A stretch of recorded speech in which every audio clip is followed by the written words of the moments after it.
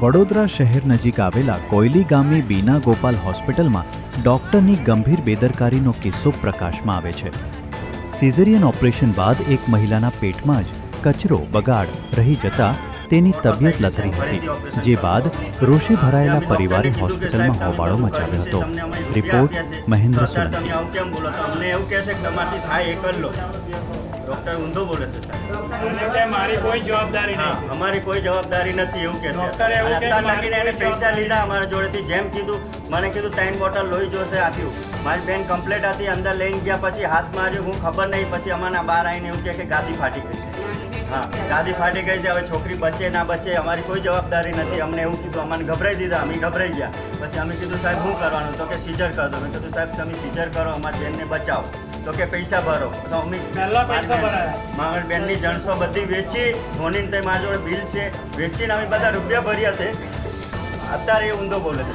पूरा पेपर पर सही कराई એવી કઈ વાત? हाँ सही कराई अमने। અને એવું કે છે પૂરા પેપર પર તાત્કાલિક સહી બોલાય છે। મેં કહું સાહેબ તમારો જો ટાઈમ નથી તો તમે અમારે લખીને ચાલો કે ફોન માટે તમે સહી કરાવો છો। કોરા કાગળ પર સહી કરાવી અને એ ભાઈ કે અમને ફટાફટ સહી કરો, અમારો જો ટાઈમ નહીં, ફટાફટ અંદર જવું પડશે એવું છે। અને તમારે કે કેસ એકદમ ફેલ થાય એવું છે, એટલે મા દીકરો કોઈ કેસ બચે એવું લાગતું નથી। તો આ બે એવું રીતે કહીને સિઝન કર્યું છે। પહેલાં તો એમને રાતે 11 વાગે અમે લઈને આવ્યા ને, તો રાતે એ તપાસ કરવા માટે અંદર હાથ નાખ્યો। હાથ નાખ્યા પછી એમને ચેક કર્યું અને પછી બહાર આવીને કહે કે હવે લોહી ચાલુ થઈ ગયું છે। એને પછી લોહી ચાલુ થયું તો રાતે સલાહ આપવી જોઈએ ને કે ભાઈ આમાં લોહી લાવવું પડશે।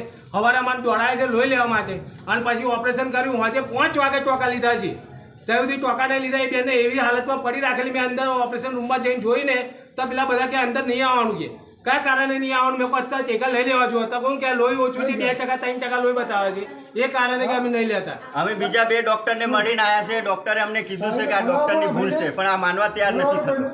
હા અંદર કોથળી ફાડી નાખી છે, નસ ફાટી નાખી છે, ગાદી ફાટી ગઈ છે, પાછો હવે પાછો અંદર ગાંઠો થઈ ગઈ છે એવું કે લોહી અંદર લોહીની ગોઠો બતાવે છે, પોઈઝન થઈ જશે।